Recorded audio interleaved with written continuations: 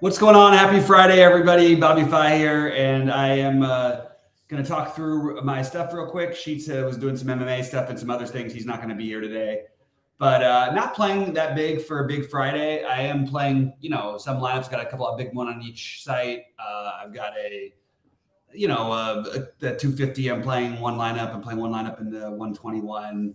One in the 88. Just not playing a ton today. I got some things to do, and I don't want to keep an eye out for the weather. And I just I want to enjoy the Friday. So here's what I've got so far. As far as pitching goes, my highest owned pitcher on DraftKings is Ohtani, and then you get into a bunch of guys, and I actually think Castillo is my number 2.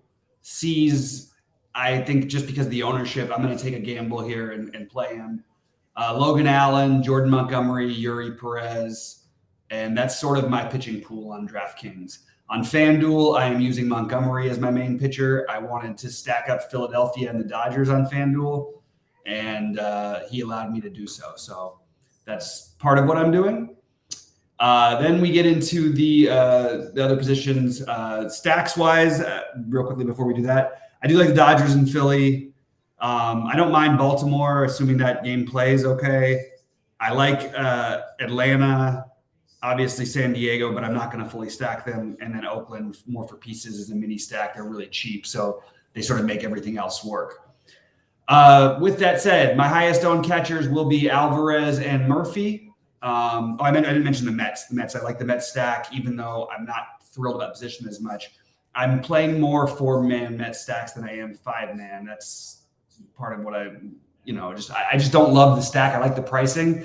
But without Alonso, it does feel like a little bit of a worse stack, so I'm not quite as excited about it. Anyway, Alvarez, Murphy, Contreras. That's Milwaukee Contreras, not Contreras from St. Louis, although I think he's fine too. First base, Matt Olson, number 1, Cronenworth, Santana, and Noda. Second base, McNeil, Peterson, and Ozzie Albies. Third base, Austin Riley, Manny Machado, Cabrian Hayes, in that order. Shortstop, Lindor, Marcano, Adames as my main shortstops. Outfield, Brian Reynolds, Jake Sawinski, Acuna, Ozuna, Yelich, Seth Brown, Laureano, and Tommy Pham. So that's sort of what I'm doing. Pop in with questions and thoughts. Say what's up when you get on in here. We'll probably stick around as long as you guys dictate with questions and thoughts, but that's essentially all I'm doing on this slate. I will talk about NBA in just a minute, and well, I guess I may as well do it now. Like Rich B's got MPJ thoughts. He's been bad, but his 7K price tag seems high, but maybe worth it. And I think that what you're playing him for is the lack of ownership. There is a good argument to, like, if he was going to be like really popular, or and I saw that you're playing him in the captain in the Discord, I think that he's totally fine, but he's really been bad. And I mean, the way Christian Braun gave them a lift, or Christian Brown, I just can't say Brown with Braun. I'm sort of more on the Brown side, but I will be honest, and I do have one Michael Porter captain just for the reasons I mentioned. I'm lower on Jamal Murray today. I just don't think we can expect him to go completely nuts every game. He's been so good, but the price is high, and maybe fading him. You hope he has a game like he did in Game 2. Even Game 1 doesn't kill you, because I think you want to play Bam. I think you want to play Jokic, and then I think you want to play Butler. I think you want to try to find a way to play those 3 guys, and to do so, you're using guys like Braun, Lowry, Strus, Vincent, Kevin Love, obviously. These are the ones who I would consider to go in there. The Christian Braun thing is a high risk, high reward play, but I'm definitely considering captaining him and getting in a really nice build around him. So that's a little bit what I'm doing. But I do agree that MPJ could turn it around, and it wouldn't surprise me at all. He hasn't shot the ball well yet. Maybe this is the 50 fantasy point MPJ game.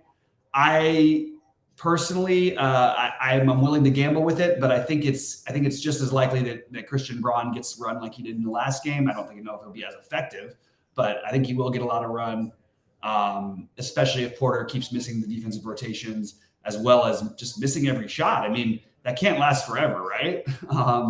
So I'm not like opposed to it at all, the Porter Jr. thing, obviously, like I said. And I'm just not captaining the super chalk studs and seeing where that leaves me. I'm playing only 8 lineups in the $25. I'm not doing the crazy thing. Maybe for the last game, if we get to a game 7 or if there's a game 6, and then, I would consider looking there, looking at max entering and all that stuff. But as of right now, this is what I've got. So let's see who else I have in there. I have more Vincent than I do Lowry. I have more Struss than I do Robinson. I have more Love than I do Robinson. And I have some Bruce Brown, just about the same amount of Bruce Brown as I do Lowry. A little less Bruce Brown than Lowry. And I'm not playing Lowry and Vincent together much. I'm not playing Strus and Robinson together. And I'm just having a hard time getting to what I'm probably going to do is captain one lineup with Murray, but probably not play him otherwise. So that's a little rundown of what I'm doing. And, please let me know your guys' thoughts. I'm happy to go through anything with you guys. Any questions, any ideas, anything like that. I'll stick around as long as there's questions or thoughts in chat. Otherwise, I'm probably going to get out of here and start getting ready for my Friday and doing the last-minute weather check. I am going to do for those of you who are premium members, I'm going to post my NBA current builds. They're going to change some, but this is what I've got at the moment.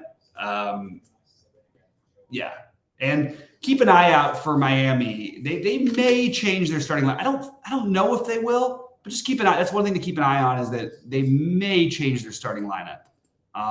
So keep an eye out for that. Anyway, let's see what else. Let's see what we got here. Any news? Bogart's in the lineup. Nope. Nothing that's that interesting to me. So I think that we're going to get out of here. It sounds like you guys it seems like everybody's pretty set on what they're doing. Like I said, I like the Milwaukee, New York, Atlanta, Dodgers, and Philly with pieces from Oakland and San Diego. That's one more thing. There we go. I just named him MJ. Right. MJ knew what was up. He knew I was going to name him. But I think that the Dodgers and Philly are both in really good spots. And I also like the Braves upside. I like the Baltimore a little bit, but I think that I'm going to go with 2 teams that I don't love their lineups, but they're cheap. And they also are in such a good spot. And that's going to be the Milwaukee and the Mets. So that's where I'm at. Anyway, guys, good luck to you all tonight. I hope that somebody takes something down. If anybody's got a sweat, let me know. Let's make sure to have it in Discord so we can sweat along with you and hope you can pull it through. Hopefully it'll be myself and you guys. So anyway, good luck to everybody. Appreciate this. Please give us a like so we can keep doing these videos for free.